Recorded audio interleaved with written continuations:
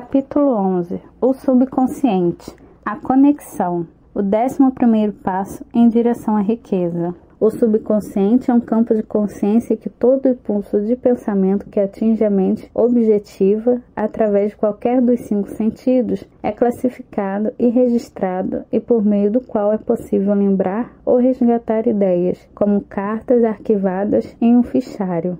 O subconsciente recebe e arquiva impressões sensoriais ou ideias de qualquer natureza. É possível incutir-lhe voluntariamente planos, ideias ou objetivos que você deseja transformar em seu equivalente físico ou financeiro. O subconsciente age primeiro sobre os desejos dominantes, combinados a sentimentos e emoções como a fé. Junte a isso as instruções apresentadas no capítulo sobre desejo, sobre as 6 etapas a serem cumpridas, mais a orientação acerca da elaboração e execução de planos, e compreenderá a importância dessa ideia. O subconsciente trabalha dia e noite, em um procedimento ainda desconhecido. O subconsciente busca na inteligência infinita o poder pelo qual transforma deliberadamente desejos em seus equivalentes físicos, empregando para isso os mais práticos meios disponíveis. Ninguém consegue controlar por completo o subconsciente, mas é possível passar-lhe planos, desejos ou objetivos que desejamos concretizar. Leia novamente no capítulo sobre autossugestão, instruções para o uso do subconsciente. Muitos indícios fundamentam a crença de que o subconsciente é a conexão entre a mente finita do ser humano e a inteligência infinita. É um intermediário pelo qual se pode obter à vontade a força da inteligência infinita. O subconsciente contém um processo secreto pelo qual os impulsos mentais são modificados e transformados em seu equivalente espiritual. É o meio através do qual a prece é transmitida à fonte capaz de responder-lhe.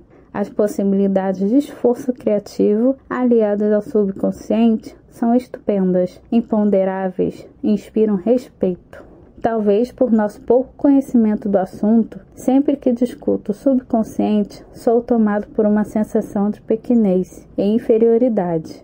O próprio fato de ser o subconsciente o meio de comunicação entre a mente pensante do homem e a inteligência infinita quase nos impede o raciocínio. Depois de aceitar como realidade a existência do subconsciente e compreender suas possibilidades como um meio para a transmutação dos desejos em seu equivalente físico ou financeiro, você perceberá a importância das diretrizes apresentadas no capítulo sobre o assunto. Assim, entenderá o porquê das repetidas recomendações no sentido de esclarecer e registrar por escrito os seus desejos e de persistir no cumprimento das instruções. Os 13 princípios são estímulos para a aquisição da habilidade de atingir e influenciar o seu subconsciente. Não desanime caso não consiga na primeira tentativa. Lembre-se de que o subconsciente pode ser deliberadamente direcionado apenas pelo hábito, conforme as instruções do capítulo sobre fé. Você ainda não teve tempo para dominar a fé. Seja paciente. Seja persistente. Algumas boas ideias apresentadas nos capítulos sobre fé e autossugestão serão repetidas aqui, para benefício do seu subconsciente. Lembre-se, o seu subconsciente é autônomo, dispensa o seu esforço para influenciá-lo. Isso, naturalmente, sugere que pensamentos ligados a medo e à pobreza, bem como todas as ideias negativas, atuam como estímulos ao subconsciente, a menos que você os domine, substituindo-os por outros mais desejáveis. O subconsciente não para. Se você deixar de alimentá-lo com desejos, ele vai buscar os pensamentos que vão ao seu encontro, resultante da sua negligência. Já vimos que o impulso de pensamentos positivos e negativos atingem continuamente o subconsciente, vindo das 4 fontes mencionadas no capítulo sobre transmutação do sexo. Portanto, basta você não esquecer que vive ininterruptamente em meio a impulsos de pensamento de todos os tipos, que atingem o subconsciente sem que você se dê conta. Desses, alguns são positivos e outros são negativos. A sua tarefa é interromper o fluxo de impulsos negativos, procurando deliberadamente influenciar o seu subconsciente por meio de impulsos positivos de desejo. Ao fazer isso, você toma posse da chave que abre a porta do seu subconsciente. E mais, assume tão completamente o controle daquela porta que nenhum pensamento indesejável consegue entrar. Tudo que o ser humano cria começa em forma de impulso de pensamento. Com a ajuda da imaginação, as ideias se reúnem, formando planos. E a imaginação, sob controle, pode ser utilizada para elaborar planos ou propósitos que levem ao sucesso em qualquer campo. Para ser transmutado em seu equivalente material, todo impulso de pensamento plantado de propósito no subconsciente deve passar pela imaginação e ser combinado à fé. A fé, acrescida de um plano ou objetivo, só pode ser submetida ao subconsciente por meio da imaginação.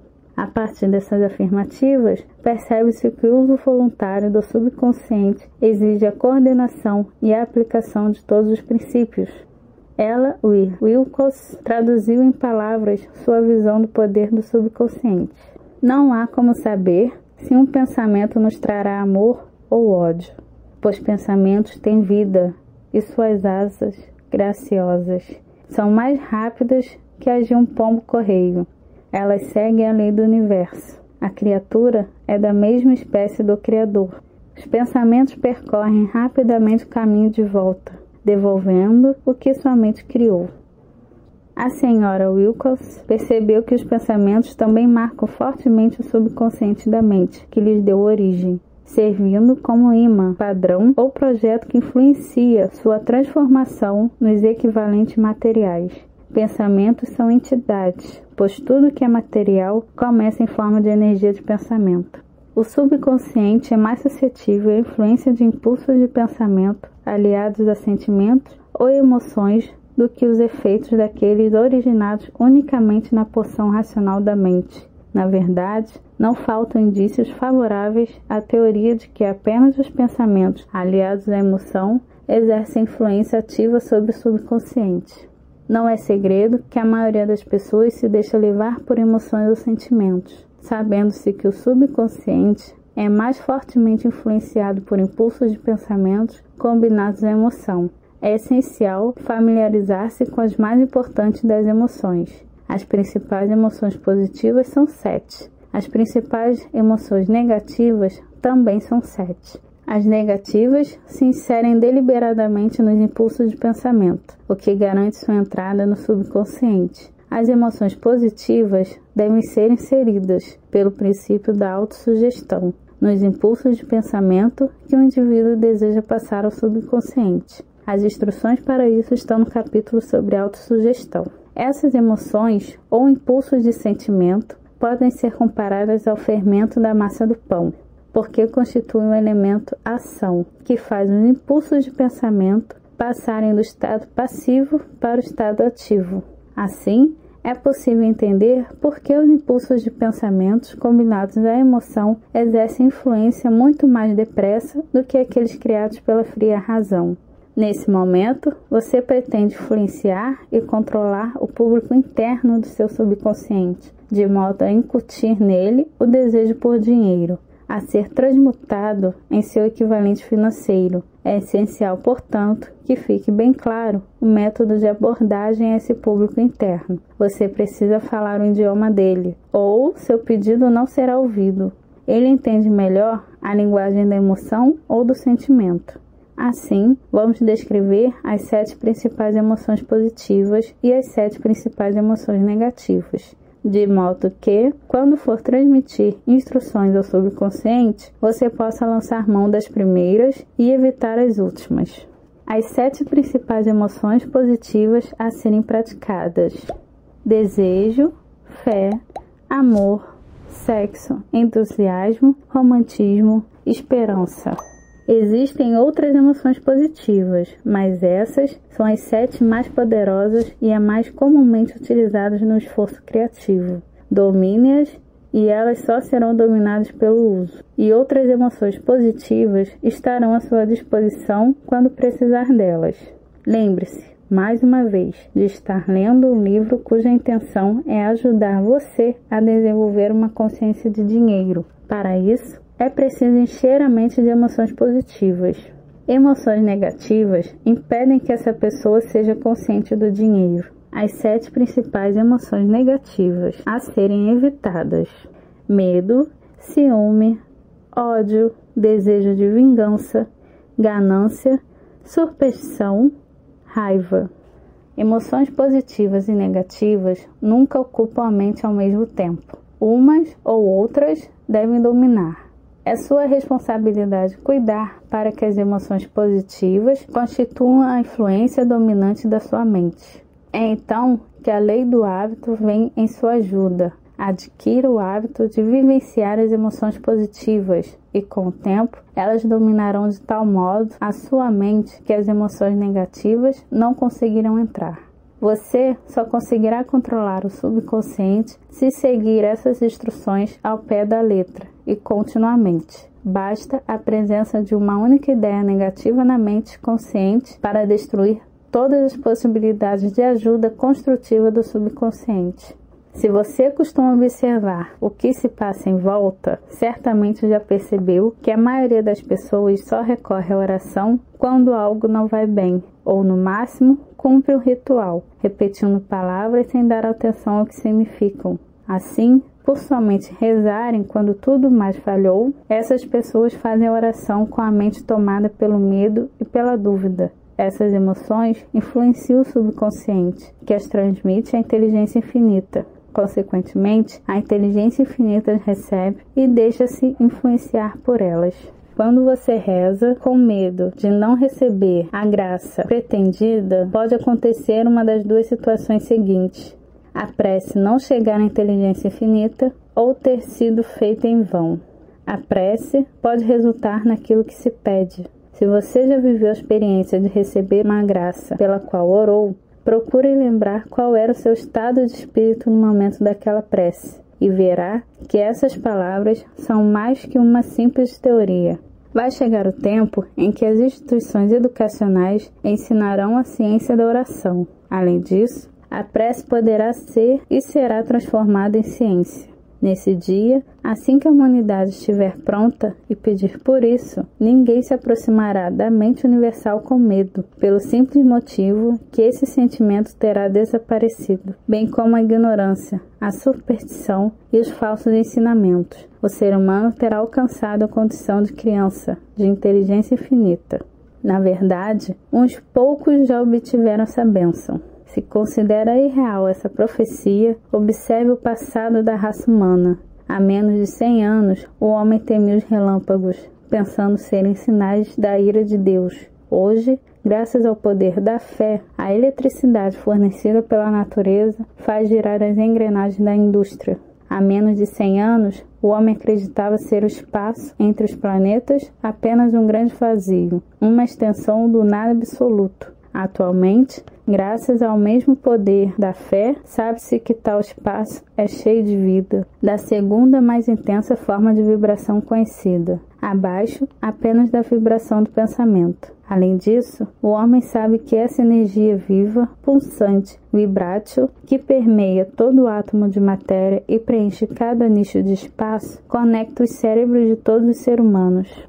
Por que iríamos duvidar da capacidade que essa energia tem de estabelecer conexão entre qualquer cérebro humano e a inteligência infinita? Não existem postos para cobrança de pedágio entre a mente infinita do ser humano e a inteligência infinita. O contato custa apenas paciência, fé, persistência, compreensão e o desejo sincero de comunicar-se. E mais, somente o próprio indivíduo pode estabelecer essa comunicação. Atalhos são inválidos. A inteligência infinita não faz negócios por procuração. Apresente-se pessoalmente ou nada feito. Você pode comprar um livro de orações e repeti-las incansavelmente, até o último dos seus dias, em vão. Para chegar à inteligência infinita, os pensamentos devem passar por uma transformação, o que só acontece no subconsciente.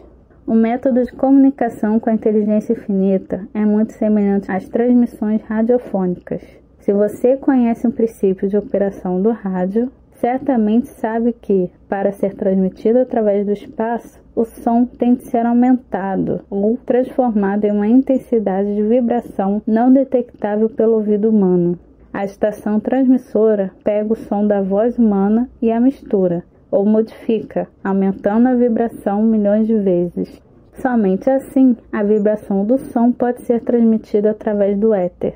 Depois dessa transformação, o éter capta a energia, cuja forma original era de vibrações sonoras, e carrega até as estações receptoras de rádio, que a reduzem à intensidade inicial, permitindo que seja reconhecida como som. O subconsciente é um intermediário que traduz a oração em termos reconhecíveis pela inteligência humana. Em seguida, apresenta a mensagem e transmite a resposta em forma de plano ou ideia para a realização do pedido. Compreenda esse princípio e saberá que as palavras de uma oração repetidas mecanicamente nunca servirão como meio de comunicação entre a mente humana e a inteligência infinita. Antes que a prece alcance a inteligência infinita, em apenas uma demonstração da teoria do autor, provavelmente é transformada de vibração de pensamento em vibração espiritual. A fé é o único agente conhecido capaz de dar ao pensamento uma natureza espiritual. Fé e medo não se dão bem. Onde um estiver, o outro não estará.